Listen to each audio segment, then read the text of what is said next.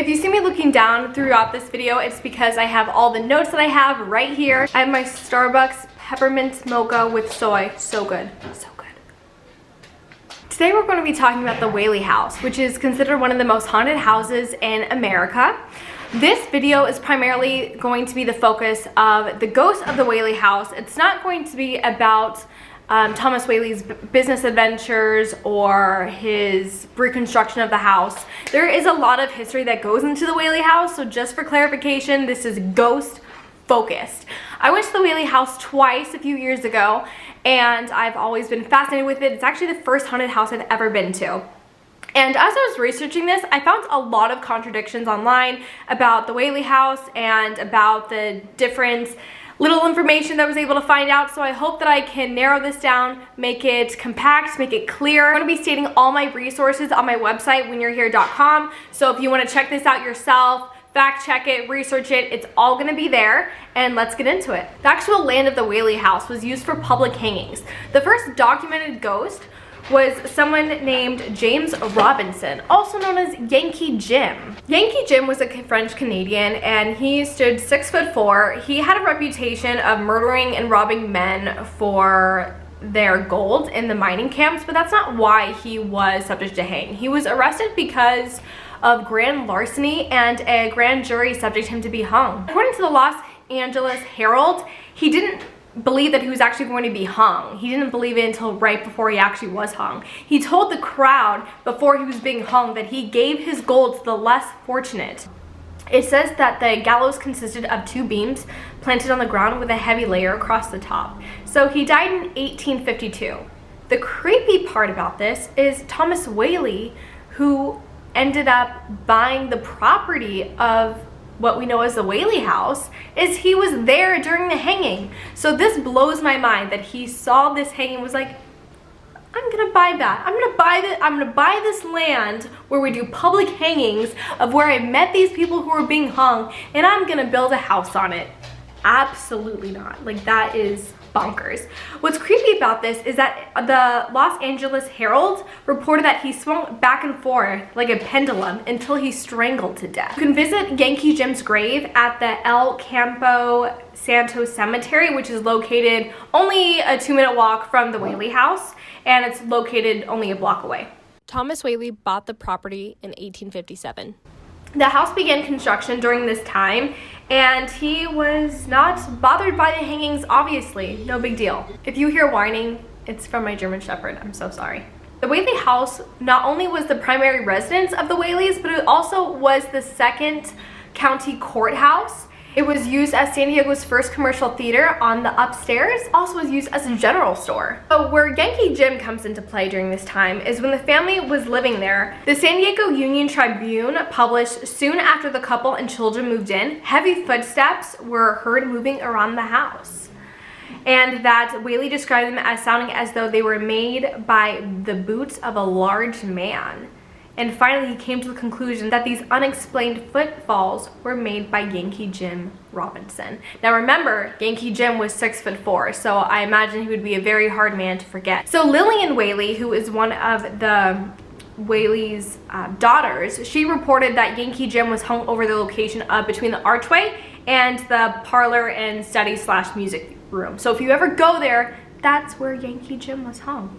People who go to the Whaley House, they say that they feel their throats constricting whenever they stand in between the doorways.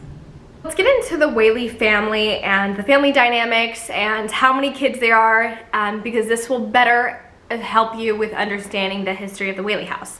So the Whaley family consisted of Anna Whaley and Thomas Whaley. Over the years, they had a total of 6 children. They had Francis Frank Hinton, Thomas Whaley Jr., Anna Amelia, George Hay Ringgold, Violet Eloise, and Corinne Lillian, also known as Lily. I've seen a variety of different spellings of Lily. I've seen L-I-L-L-Y. I've also seen L-I-L-L-I-E. So just in case if you see contradictions online or you get confused, that's why. I looked at one of the court reports and they spelled it L-I-L-L-I-E. Again, just in case if you decide to do research yourself, you know what's up. So the first death inside the actual Whaley house was Thomas Whaley Jr. He was only 18 months old when he died of scarlet fever. He died in January 1858. When people go to the Whaley house, they say they hear a baby crying to this day. So 7 months after Thomas Whaley Jr.'s death, a fire broke out at the Whaley's wooden store, and the Whaleys made the decision to move to San Francisco. So at this point, they had 2 children, Frank and Anna Amelia. They had 3 more children during the span of time, George, Violet, and Lily. In May 1968, that's when the Whaleys moved back to the Whaley house from San Francisco after a massive earthquake. So about 10 years have passed during this time, and the house and Destiny wanted them to return. Now, the second death in the Whaley house is Violet Whaley.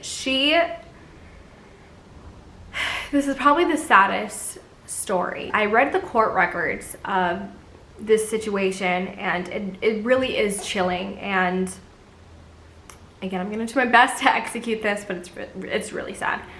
Violet married George Bertolacci and had a double wedding with her sister, Anna Amelia. Anna Amelia married her first cousin. Gross. Nevertheless, this happened in January 1882. So Violet's marriage with George had failed, and they officially divorced in 1883, a year after marrying. There are reports saying that they were only married for 2 weeks. However, this is denied by Dean Glass, who is a Whaley House museum historian. He said that this is not true. George was not a great person, but he did not abandon them in their honeymoon or during their honeymoon. Reports say that George was a con artist and was only with Violet for her money, and that's why the marriage had failed. 2 years after Violet and George divorced, Violet shot herself in the outhouse or privy on August 18th, 1885 at 6:30 a.m. with her father's pistol. Right before Violet shot herself, Thomas was calling out to her and asking if she wanted a peach, and then he heard the shot from the outside of the house, and that's when he ran to her in the outhouse and noticed that she shot herself. She was only alive for 10 or 15 minutes when she was brought inside to the parlor, and Violet never said a word or groan when she was brought in, and she died in the back parlor. When the court was questioning Violet's father and her sister Lily, they explained that they saw her that morning at 6 a.m. Violet took her father's .32 caliber about 1 or 2 days before she shot herself. Of it, he had no idea the gun was even gone.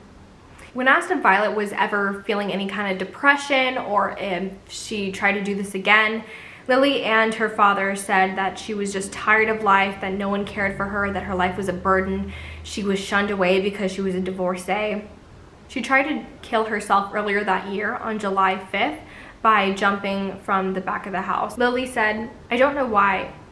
I think she was tired of life, tired of living here, thought no one cared for her and that her life was a burden. She had no interest in anything, and she was under Dr. Gregg's treatment, was anxious to have health but tired of life."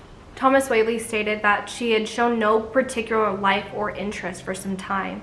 She was naturally of a lively nature and loved music very much, played the piano and the guitar, seemed to take more interest in such things lately, and we thought she was getting better. The suicide note was left on the back porch, and the poem quoted Bridge of Sighs by Thomas Hood, and it stated, "Mad from life's history, swift to death's mystery, glad to be hurled anywhere, anywhere, out of this world." Now, the ghost of Violet is so chilling, it's so disturbing, and I imagine that there are severe emotional memories imprinted on the house. So I don't know if this is actually Violet herself recreating this traumatizing experience, or if it's just the traumatized experience and emotions replaying. So people claim that they see her crying in the outhouse, recreating the moment up until her death. Others say that she's seen her on the second floor of the house, where she spent most of her time in solitude. This is also where she tried to jump and try to kill herself on July 5th earlier in that year, the same year that she actually did shoot herself and kill herself.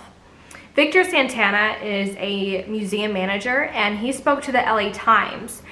Victor Santana was working at the Whaley House several years prior, and he was trying to lock up and put the alarm on in the Whaley house, and he heard a woman ask, "Why are you here?" Victor was so spooked, he ran out of the house and the alarm went off. And when the police came to the house and did a search around the house, they said that they saw a woman with a green dress in the parlor. They assumed that she was a worker and she just disappeared. So creepy. But it gets creepier. Okay, I literally have goosebumps right now.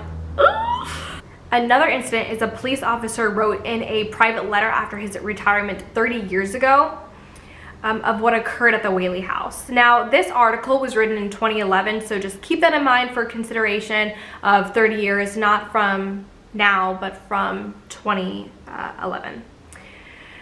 So someone had called 911 hearing cries at the Whaley house, and an officer reported to the cry and followed it to the back of the Whaley house, and he saw someone who was in period clothing, and when the officer asked if she was okay, she turned around and smiled.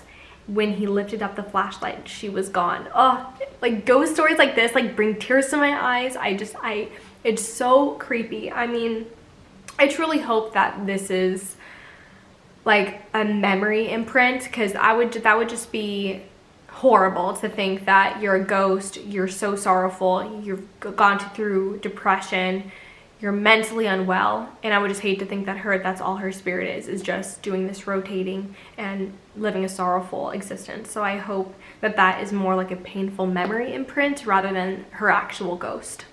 After this traumatic event, after Violet shot herself and after her death, they moved to 933 State Street in San Diego. So the family is no longer at the Whaley house at this time, and they came back, or at least Frank came back during this time in 1909, between 1909 and 1910, to restore the Whaley house. Between 1909 and 1910, Frank Whaley, who is the son and the firstborn of Thomas and Anna Whaley, started restoring the house in 1912, and that's when deemed an old town tourist attraction.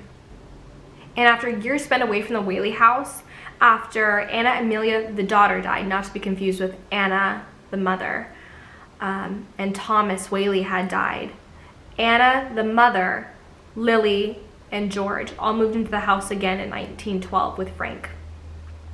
So again, there's just so many events where the house is drawing them in back to the house. No matter what's going on, the Whaleys are coming back to the house. So creepy.